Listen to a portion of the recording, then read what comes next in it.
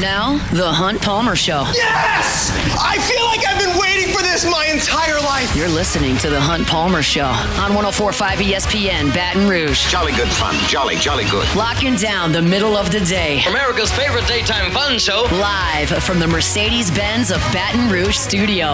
This is Hunt Palmer.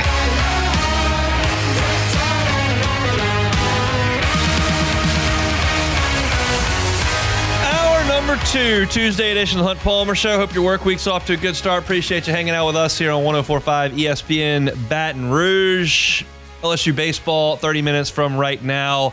A little bit of an issue with LSU's resume as it stands currently. Get to that in half an hour. LSU football in the NFL draft. I didn't get to that yesterday. Didn't have enough time. Just too much to get to. So we'll get to that in 15 minutes.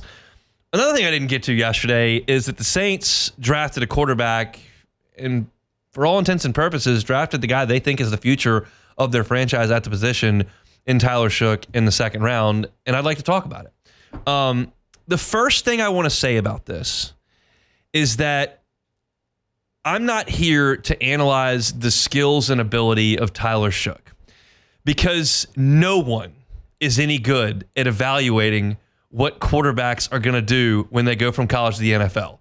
The draft analysts get it wrong every year. Teams get it wrong every year. It's a complete crapshoot and the most risky and potentially rewarding thing in all of American sports. So I'm not going to sit here and speak with authority on how Tyler Shough's game translates from Oregon to Texas Tech to Louisville to the NFC South.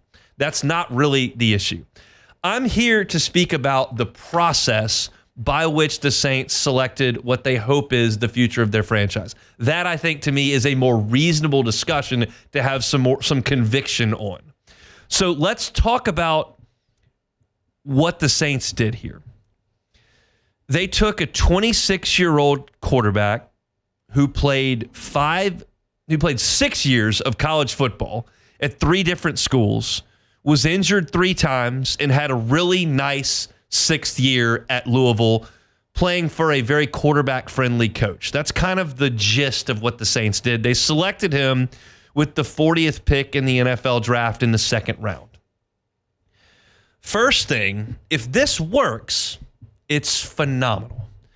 You've got a quarterback on a rookie deal that's got great size, that's inarguable, good arm strength, that's inarguable, was productive his last year. And you can even go back to Tyler Shough's young career and suggest, like, this is a very talented guy. He was an Elite 11 quarterback.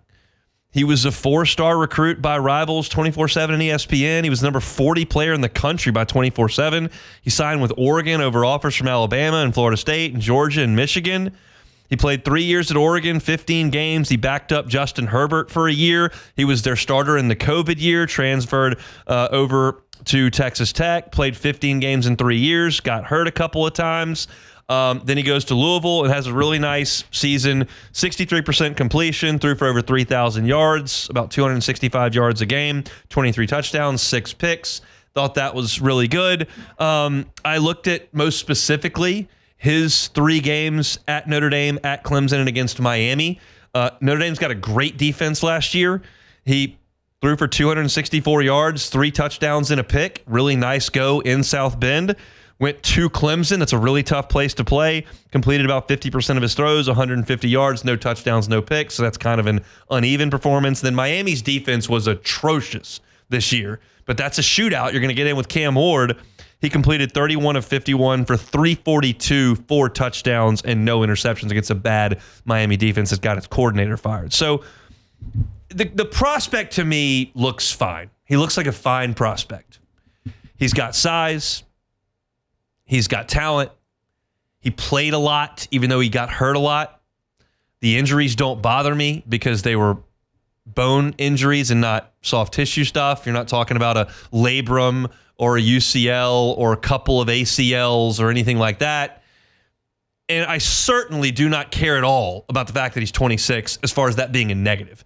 In the Major League Baseball draft, sure, that's a negative. As a quarterback in the NFL, if he gets to the point in New Orleans where he's old, 10 years from now when he's 36, this worked. So who gives a rip if he's 26 years old? That bothers me zero. I just think the process by which the Saints went in selecting a quarterback in the second round has some flaws in my opinion. Why do I say that? Because the vast majority of the quarterbacks who are successful in the NFL are very early draft picks. And the vast majority of quarterbacks who are taken in the second round and beyond don't pan out. Yes, you have Kirk Cousins. Yes, you have Jalen Hurts. Yes, you have Brock Purdy. But you can point to those examples. The vast majority of your really good quarterbacks that are franchise guys are early picks. Look at the great quarterbacks in the NFL right now. Joe Burrow, Josh Allen, Patrick Mahomes, early picks in the draft. Now, Jalen Hurts wasn't. And you also have busts on the other side. Like, I don't think Baker Mayfield's the end-all, be-all. Bryce Young still got a lot of work to do. But those are really early picks. So is C.J. Stroud. I mean, Anthony Richardson. You can go to any organization. Like, most of the time, you've got a really early pick. And so, statistically speaking, this probably won't work. But if it does, you've got a lottery ticket that pays huge.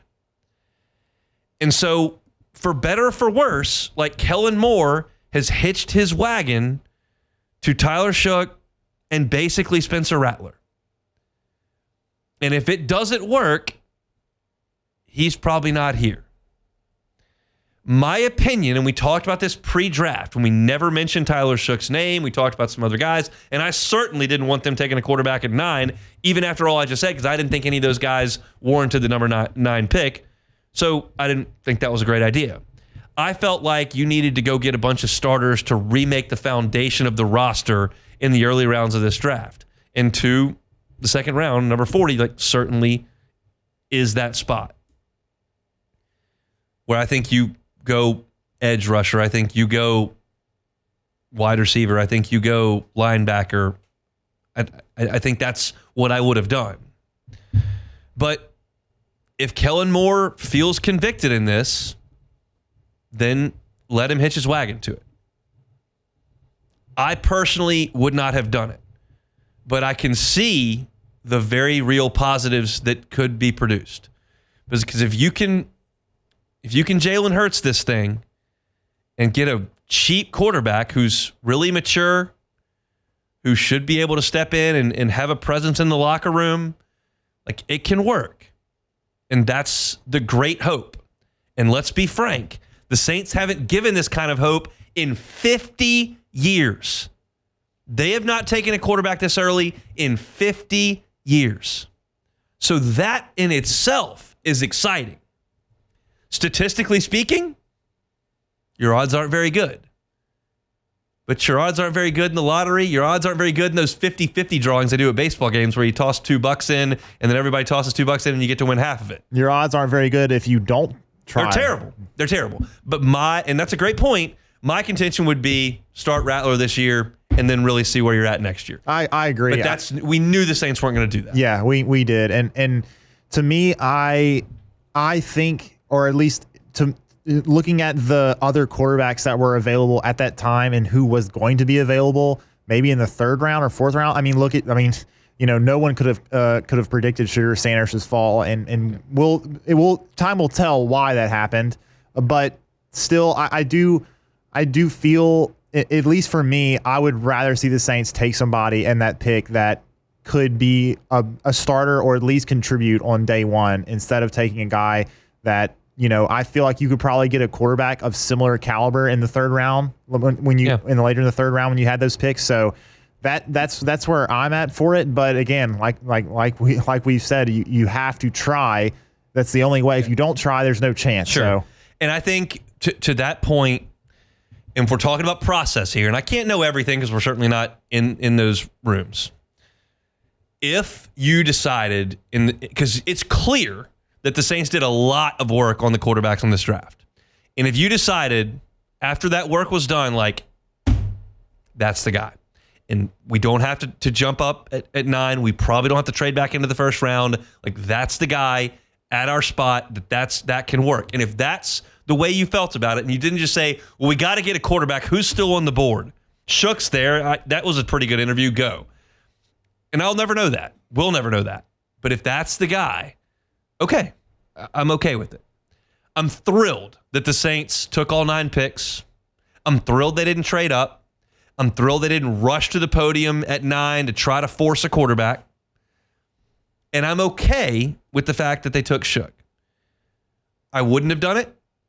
Statistically speaking, your odds aren't great, but they are better than if you hadn't taken a quarterback at all and trying to find your quarterback. So it's a tepid take by me. I'm aware of that.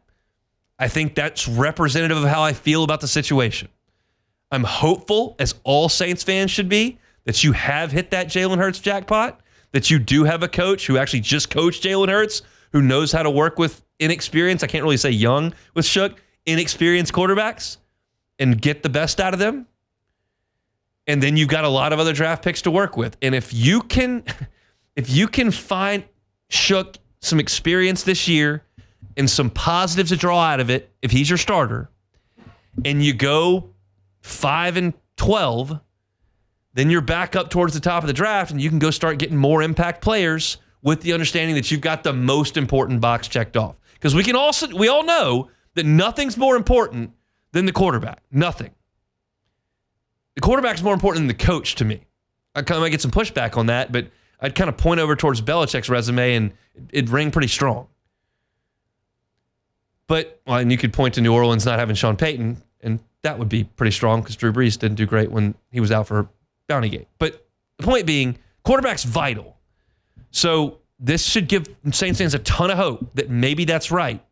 And if it is, you can really push off the dock and have something. That's the hope that you've got. Is the statistical odd in your favor? It's not. But it really rarely is drafting that quarterback. It's just not that often that a surefire dude comes out with that first pick. Sometimes you get the Andrew Luck pick. Sometimes you get the Joe Burrow pick. A lot of times you get the Jameis Winston or the Bryce Young pick. Saints have never been in that spot, but they're rolling the dice here. We'll see what comes up.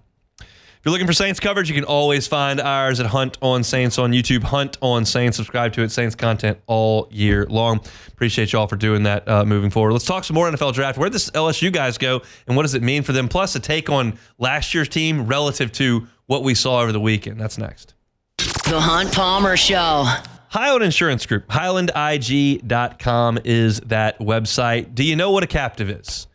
If you're a CFO or owner of a company, you're a risk manager at a company, you probably do. But if you don't, and you feel like you pay a lot of money for insurance, and that has not been presented to you by your broker, that may be an issue.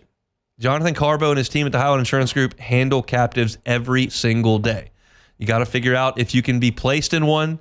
Got to figure out if it makes sense for you from a dollars and cents perspective. But every business owner I talked to when I was in insurance said, yeah, I pay way too much in insurance. This is a way to manage those dollars and cents more effectively if you qualify. That hasn't been presented to you. As a CFO, as a business owner, as a risk manager, go by the Highland Insurance Group today. Say, Jonathan, I heard about this on Hunt's show. What do you got for me? He's happy to have that conversation with you. That doesn't cost you anything, speaking about dollars and cents. It's Jonathan Carbo and his team at the Highland Insurance Group. You can find them online at HighlandIG.com. HighlandIG.com. This is the Hunt Palmer Show. This is the Hunt Palmer Show on 104.5 ESPN, Baton Rouge.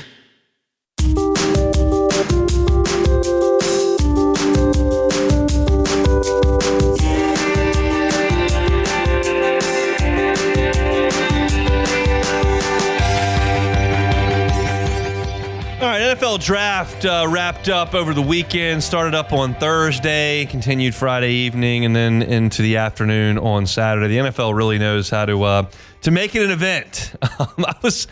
I'm a little shocked. Beck, give me your take on this. And look, I do weird stuff. I go watch LSU practice baseball in the fall. I like to watch golf. No one wants to do that. I sit there and watch YouTube videos of other people playing golf. I do whatever makes you happy. Yeah. Okay. Go into that draft in Green Bay, Wisconsin, with that many people, when your team is probably picking like 19th, and you're going to take some in from North Carolina you've never heard of, and then showing up again on Saturday, like it's not in my playbook. It's just not for me. Are they like selling a lot of concessions out there? Are people getting some cold drinks? Are we just standing in a pack with a bunch of people with painted faces watching the commissioner? It's just not my scene. Yeah, I'm not sure what the actual draw is. I mean, I guess if you're the first pick, then maybe it'd be pretty cool to say, oh, I was there whenever we drafted, whoever as the first pick in the draft. But other than that, like, yeah, if you're a Saints fan, you go to Green Bay to see the Saints draft this offensive tackle from Texas. And the other piece is like, it'd be one thing if the draft was in Vegas or Miami. It's in Green Bay. I've been to Green Bay. There's not much there. Yeah. The cool part about Green Bay is that Lambeau is gorgeous, but it's in a neighborhood. Yes. And like has a bunch of folks in there sitting in their garage drinking cold beers. Trust me, I got no problem sitting in the garage drinking cold beers, but there's not a lot to do other than the draft. Yeah. And I don't think it's easy to get there either. Are we flying into Milwaukee, driving over? Maybe. I mean, that's quite an event. It is. I think you gotta be a true fan, a true sicko. It's more proof of this. As if we needed any proof at all. The NFL is a freaking monster, and it cannot be contained. Like everything they do turns to gold. Yeah, I'd be interested for them to just put it in the most put the draft. Let's just put the draft in the most remote location, and there's still going to be 50,000 people there. Got the draft. I tell you what the most remote location was. The LSU women just played their regional there, Spokane, Washington. Yes, let's do the draft there. There's the draft. Yep. We're going to be right outside Gonzaga's campus. Come see. There will be 60,000. Yep. Raiders fans, people, Eagles will be there, terrible towels waving everywhere. People just can't get enough of it. But LSU was well represented in the NFL draft over the weekend. In all, you had 5 LSU players selected. It started with Will Campbell to the Patriots. I think that is a great spot for Will to go. They're trying to find their way under a brand new coach in Mike Vrabel. He's clearly going to want to be physical, and Will Campbell is a physical dude. And I have no doubt he's going to be a really good player in the NFL. I'm not here to have the arm length discussion. I'm not here to have the left tackle versus right tackle versus guard discussion. I'll let Mike Vrabel work that out, and I have no idea what's on the Patriots offensive line. But Will Campbell's going to be a part of that, and I think he's probably going to be part of it for a long time. He's the best offensive lineman in my time at LSU, and I know that there are going to be so many people that roll their eyes at that because LSU didn't run the ball well for the last 2 years. And there is certainly some credence to that. But I'm telling you that it's not a fluke. It's not a complete it's not malpractice by the NFL teams that 4 starters from LSU offensive line got drafted. 4 of them. You had Will Campbell in the first round to the Patriots. You had Emory Jones in the 3rd round to the Ravens. You had Miles Frazier in the 5th to the Lions and Garrett Dellinger in the 7th to the Ravens. The NFL doesn't draft guys because they were 4- and 5-star recruits. They draft guys because they turn on the tape and they talk to the individuals and they feel like that's a good fit for their organization. And enough organizations turned on the tape and thought this LSU offensive lineman is somebody we want in our building. And so this is something that I'm going to go back to a significant amount in August. Like, there are going to be moments when Garrett Nussmeier's on his back on 3rd down, and it's going to happen more often next year than it did this past year. That does not mean LSU is going to lose more games. It does not mean LSU is toast. It does not mean that LSU can't go out there and make the playoff and make a push of this thing. It does not mean that. Your offensive line can't help but take a little step back from having 4 guys drafted, including the highest ranked draft pick in the history of the program. Like, this is very, I'm struggling to find the word, which is literally my job. This is not a small thing. Like, it's a big deal that 4 LSU offensive linemen got drafted in the same draft. So for all those guys, I'm fired up. Like, really good organizations. Campbell to the Patriots. Emory Jones goes to the Ravens, where he's going to fit in front of Lamar Jackson. That's fantastic. You see Miles Frazier go to the Lions. They've got maybe the best offensive line in the league, so he's going to have to hustle as a 5th rounder to try to make that team. But I think what he did as a right guard at LSU, as a tackle at Florida International, as a tackle in the Texas Bowl, and then what he did at the Senior Bowl, where he was great. I think that all helped him with his versatility, try to make that team as a swing man. And then Garrett Dellinger, I'll tell you this, he went to the Ravens as well. I had a conversation with someone in the LSU football building in December that felt like Garrett Dellinger was the second best offensive lineman on that team past Will Campbell. And so that speaks a lot to what he was able to do here. It's a lot of starts and a lot of really good football players headed to the NFL. Mason Taylor, second round pick. What a great story that is. Nick Saban called that the biggest recruiting miss in his time at Alabama. And you can obviously put those two things together. Nick coached Jason Taylor with the Dolphins, and Mason came to Alabama's camp and was the best tight end at their camp, and they didn't extend that offer, and LSU scooped him up. He becomes the most productive tight end in LSU history, and oh, by the way, scores the game-winning two-point conversion to beat Alabama as a true freshman, and then becomes a second-round pick in the NFL draft to the New York Jets. It's very, very cool for Mason Taylor. A great story for him. Savion Jones in the third round, I will be completely honest, shocked me. Savion very clearly had his best season this past year. I think Kevin Peoples and Savion himself deserve a ton of credit for that. But turned into a third-round pick who wasn't a great pass rusher, but clearly did a great job against the run. And I'll tell you this, Savion Jones was sent to the interview room more often than anybody else this year on Wednesdays, and was just great to talk to every Wednesday. Humble, great attitude, said the right things. Now, plenty of times you interview someone in front of a microphone and then you go, in the personal life and things are different. But I'm just telling you from my experience with Savion Jones, great dude, just an awesome dude. So I personally just feel great for him to be up to a third-round pick. Like, that's a guy who's got a real chance to make a team and have a great career. Sean Payton of the Denver Broncos nab him. I would not have guessed at all that Braden Swinson would have lasted until the fifth round. But I think that pass rush ability gives you the opportunity to make a team no matter where you're picked, because if you have that trait, you will make a team.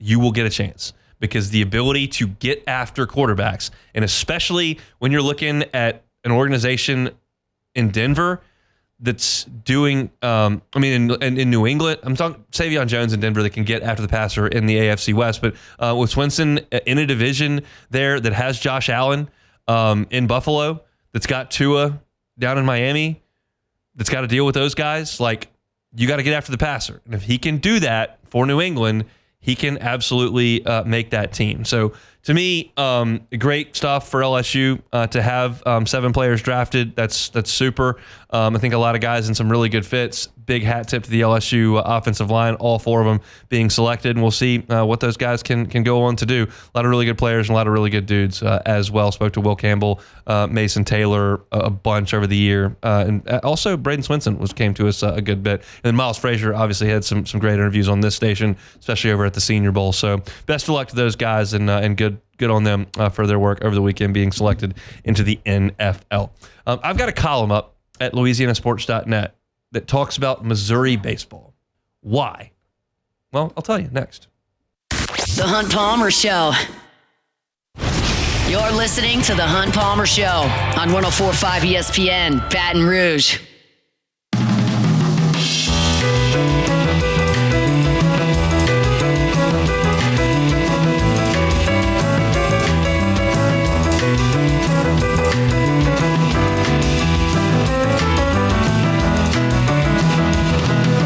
Be LSU and Southeastern Louisiana tonight from the box, 6:30 first pitch. You can listen to it on Eagle 98.1. Pregame fires up at 6 o'clock. Chris Blair will be on the call. Tigers and Lions. I previewed it at the top of the show if you want to go check that out on demand. One of my favorite things to do all year is now upon us, and that is resume crunching for the college baseball field of 64. Some years you're crunching it for a top 8. That's where LSU is right now. Some years you're crunching it for a top 16. Some years you're crunching it to get in, which is where LSU was last year. Either way, I like it. I'm interested in it. I have a pretty good handle on it.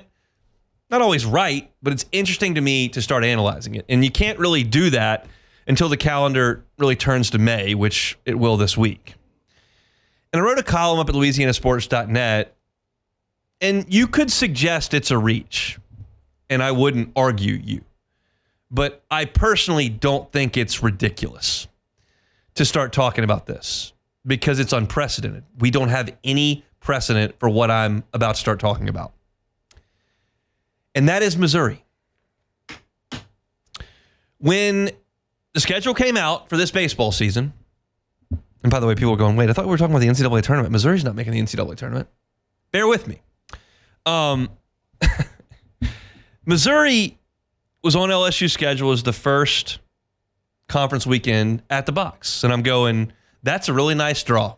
Because we know last year LSU went through the ringer in the first 15 games of conference. You had to go to Starkville, came home for Florida, had to go to Fayetteville, had to go to Knoxville, had to play Vanderbilt. It was brutal. And the results showed it.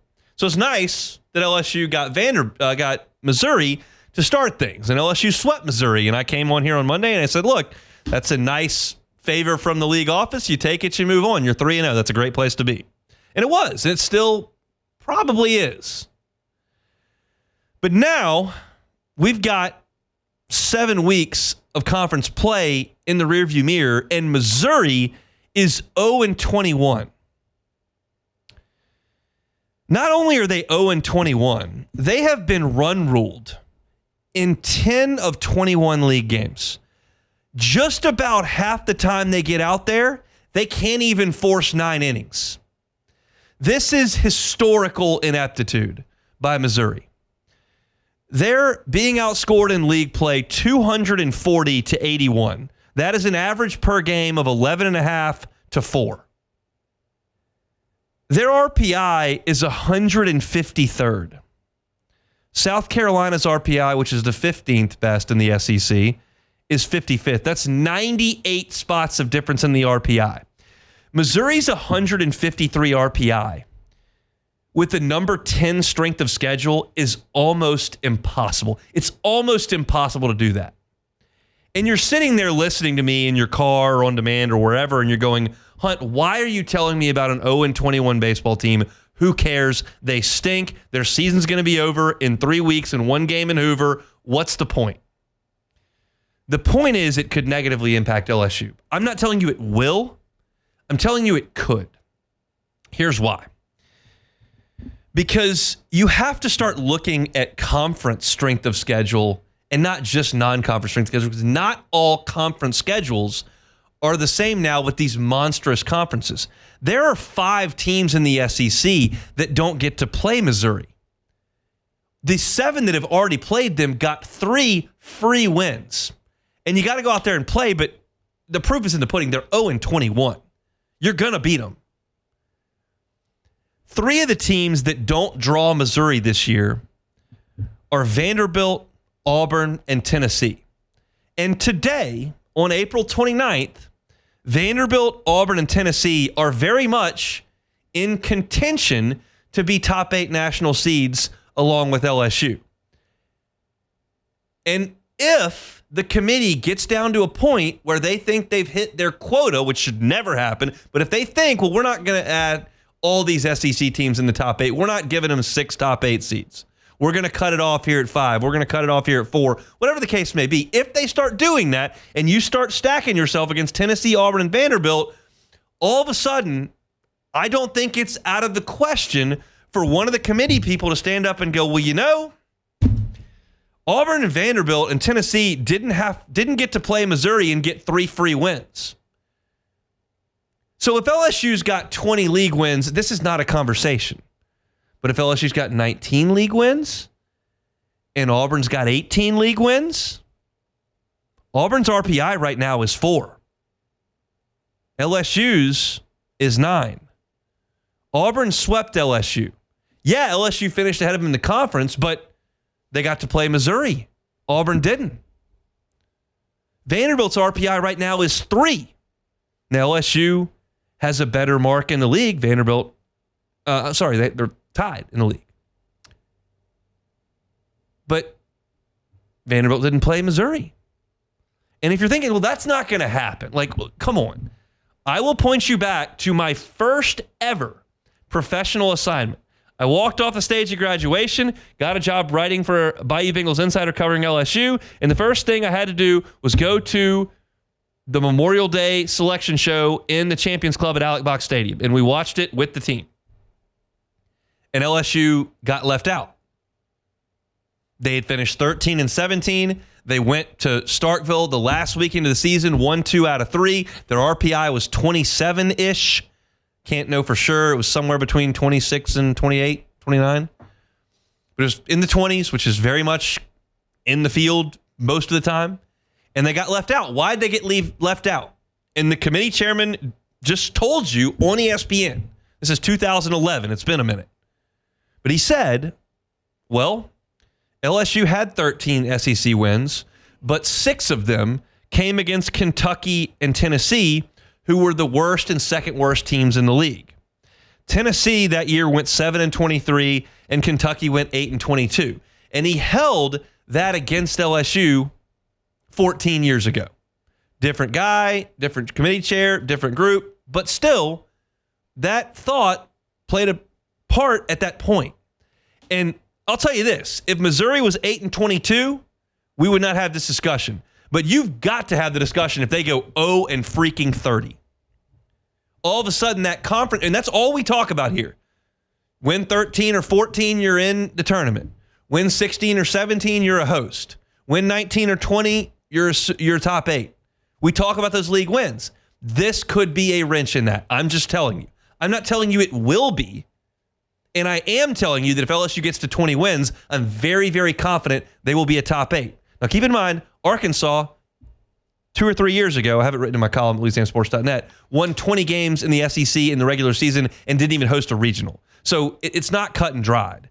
But I'm comfortable right now with where LSU is and what's left on their schedule. And if they get to 20 conference wins, I think they'll be a top 8 national seed. But if you get to 19 or 18 and you're jockeying with Auburn and Vanderbilt, and maybe Tennessee, even though you did beat them head-to-head, and you have Missouri on your schedule and they don't, all of a sudden, that RPI becomes more important. That strength of schedule becomes more important. And LSU's strength of schedule is bad. Their non-conference strength of schedule is terrible. Their RPI is worse than these teams I'm talking about. So if you start to do the metrics outside of conference record, Auburn and Vanderbilt start to look more attractive. Now, I think Auburn and Vanderbilt are going to struggle to win as many games as they need to down the stretch, and we'll change the conversation as the data changes. That's one of my favorite things to do, and we're going to do it every day starting in a week and a half. But I'm just throwing this out there initially as we get close here. 0-30 is a loud thing. And because some of these teams don't play Missouri, it may be a talking point if we're trying to split hairs at the end. And that's what this is. It's a subjective beauty contest come Memorial Day. LSU can take that out of the committee's hands by going to win a bunch of games. Go on the road and sweep A&M this weekend. I'm not going to have a conversation about Missouri. Sweep Arkansas and win 2 out of 3 there. I'm not talking about Missouri. Go to South Carolina, play a team that's checked out, wants to go in the transfer portal. Fine. Win 3-4 games in Hoover. We're not talking about Missouri. I'm not telling you this is going to matter. I'm telling you I'm aware of it right now, and don't be surprised if I bring it up again in a couple weeks. If you'd like to see it all kind of laid out in number form with the resumes, with some historical examples, I've got a column up at LouisianaSports.net that lays it all out. This is not a data point I've ever looked at because I've never seen anything like what Missouri is. It's egregious how little they try at baseball, and the results are showing that. And for one athletic department to go 0-18 in basketball 2 years ago and knock on the door of 0-30 coming in here is pretty remarkable. Gotta love those Kansas City and St. Louis TV markets, though. Cha-ching. They don't win anything, literally lose every game, but you're raking that money in Birmingham.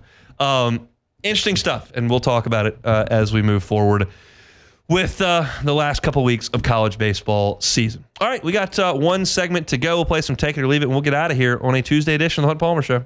The Hunt Palmer Show. Genesis of Baton Rouge. GenesisofBatonRouge.com is the website. Every car that is on the lot is online at GenesisofBatonRouge.com. Safety, probably a big deal if you're in the market for a vehicle. if you go shop at Genesis of Baton Rouge, you will know that you're getting behind the wheel of one of the safest cars on the road, because every single model on the line, every single model was a IIHA top safety pick. Some of them were top safety picks plus. So from the entry level to the highest end, you're talking about a car that is among the safest on the road. That's a big, big deal. So you start there, then you go check out the style, the comfort, all those bells and whistles that come with a luxury brand of vehicle. That's all there for you at Genesis Baton Rouge. And if you make a purchase, every single purchase comes with a 10-year, 100,000-mile warranty. Every single purchase comes with a 3 years of complimentary valet maintenance. It's all there at Genesis of Baton Rouge. I invite you to go by and see them. Airline at Pico across from Women's Hospital, or start your process today online at genesisofbatonrouge.com. genesisofbatonrouge.com. This is the Hunt Palmer Show on 104.5 ESPN, Baton Rouge.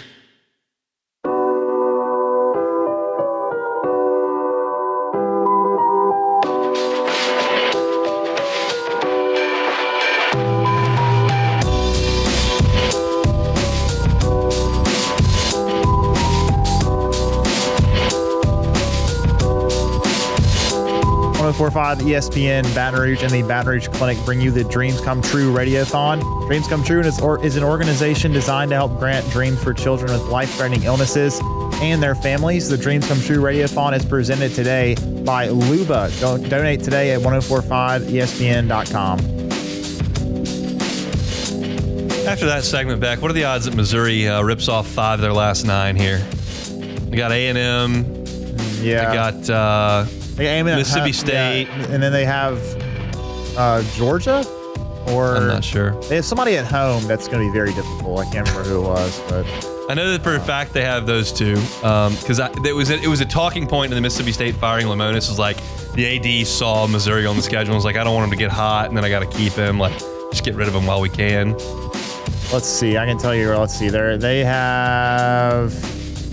got Georgia. Yeah, at that's gonna home. be tough. Yeah, Georgia. It's gonna at be home tough for a weekend. team that can't pitch at all. Yeah. To beat Georgia. And then they have to play. Then they have Kansas, I think, twice in the midweek, Kansas is not a bad baseball team. And then they've got to go to College Station, and then they have Mississippi State at home. So yeah, not easy. Here's the deal with that series in College Station. I don't think Michael Early is going to sleep a lot with that one coming up, because you can't lose one of those games. No, you have to win all 3. That's a very difficult thing to start a weekend going, well, we have to win all 3 games. Like that's tough, even though everyone's done it against Missouri. But how's the soccer going? Not great. It's halftime. PSG scored a goal in the 4th minute, so not a poor start for your boys. Very poor start. Yes. Did the manager? Is that what do we call him? The manager. That's manager correct. didn't have the boys ready to play. It didn't seem that way. Came out flat. My favorite cliche. They did. Love to hear came out flat. They came out pretty flat. That's my favorite thing. I would agree with that statement. There's I need to sit down one day and go over all the sports cliches I despise. Came out flat is one. Is that in the top 5 for you? Probably so. Yeah. You know what's probably number 1? And I hear this all the time, like my ears are trained to do it. A guy like. Oh. When oftentimes you're just literally speaking about that person. I like that guy. If you got a guy like Garrett Nussmeier back there, you actually have Garrett Nussmeier. He's actually the quarterback. So how about when you have Garrett Nussmeier? Oh, I see what you're saying. I don't like a guy like. I mean, it's just wasted words. Yeah. When you have Garrett Nussmeier back there. You know what? My top thing is not actually what. It's not a player thing. It's a reporter thing where they always start the question. Talk about? Yeah. Could you talk about? Well, no matter what question you ask, they're going to talk about it. Some journalists will staunchly defend the talk about. I don't understand longer quotes. Yeah, but that's no. It's you don't. It's unnecessary. It's like you got a guy like Paul Skeens. Well, when you have Paul Skeens, when Paul Skeens is your pitcher, here's what you do. A guy drives me insane. I got to sit down and go through it. That might be. It might be we have not gone through a summer at LouisianaSports.net yet. It's true. Certainly done it on the air here, but there may be some time to get a little creative with something like that. I may go into the sports cliches that really grind me up. Yeah, and you'll have to maybe you could try to find some really good examples of people using that cliche in a big time situation. Maybe, I don't know. I mean, how quickly? Here's proof of the cliche. I'll give you a situation. Tell me what cliche is coming. Got a runner on second, 2 outs, left-handed hitters up, change up away. He singles to left field. The runner comes in. What's the color analyst going to say?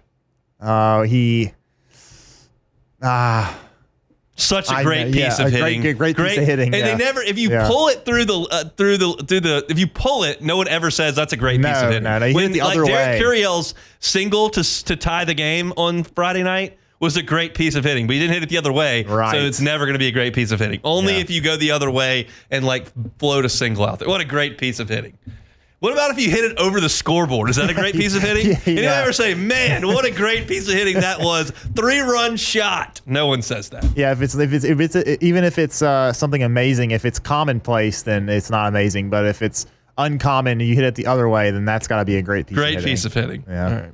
We got any take it or leave it? No, we don't have any. Since 2 o'clock, we got to talk about. Oh, you've been watching soccer over since there. 2 o'clock, I've been watching this game. And they scored 1 goal. In the fourth minute, it was very fast. 4 minutes into the game, they scored, and then after that, there were some good chances for both sides. But here's the good news: if your team loses, I have no idea if they're out or not. If they lose, no, they play two. Great, two they play legs. 2, which is stupid. It's called legs, by the way, as well. First leg and second leg, which is dumb because that's not an odd number. So no, it's not. But it doesn't matter about whether you win the first. It's combined goal goals. differential. Yeah, very important. Combined goals. That's poor way to determine things. Yeah. But there will be a new season and a new league and a new bracket like 5 minutes after you lose. So it's no big deal. You go from the Premier League, the Champions League, then you got your national friendlies. This is it for Arsenal. They are out of the Premier League race. The Premier League only has, I think, maybe 3 They're or playing 4. the Premier League and the Champions League at the same time? They do that during the season, correct. Yeah, it's a tough schedule. It's because they don't have any real sports. That's the problem. So we just have to play soccer all the time because we don't go from season to season. We just got to play soccer all the time. Yeah, that's how. Yeah, they hadn't figured out the good sports. Hadn't figured them out. Yeah, hadn't figured them out. I mean, clearly. They do have leagues for the other sports, the big sport, the football and basketball. They have leagues in these other countries. They're obviously just not very good. And also the good ones come over here where we know how to play sports. Yes, but also the fact that soccer has the tradition in all these countries for over 100 years is probably the reason why they don't care about any other sports. You can adapt. No. Just play with your hand. We do things with our hands more deftly than we do with our feet. Yeah, that's why they call it football, right? That's a great Saturday Night Live skit with Shane Gillis. Yeah. Football, really sir?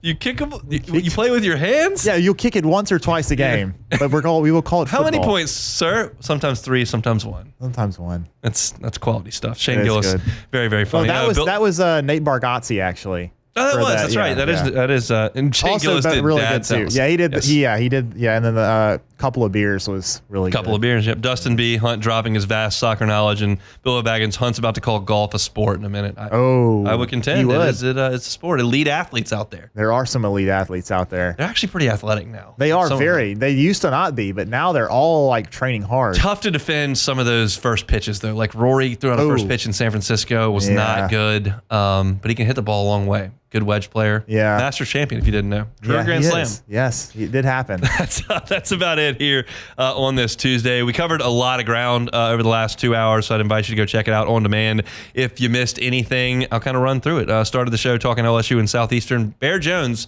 could make some history tonight at the box if he can go yard. Sharif Ishak, WDSU, talking Saints draft. You also had Glenn West in the first hour talking LSU baseball. LSU got a cornerback commitment. I just kind of talked about why Corey Raymond was going to do that all along. So you can check that out at the end of hour number 1 or on YouTube at Hunt on LSU, where we find all our LSU football content. I talked Saints quarterback decision making at the top of the hour, LSU in the NFL draft. And then what does Missouri's 0-30 potential mean to LSU's postseason resume? It's all wherever you find your sound at the Hunt Palmer Show. Matt's going to drive you home on After Further Review. We're back tomorrow, same time, same place, Hunt Palmer Show. The Hunt Palmer Show.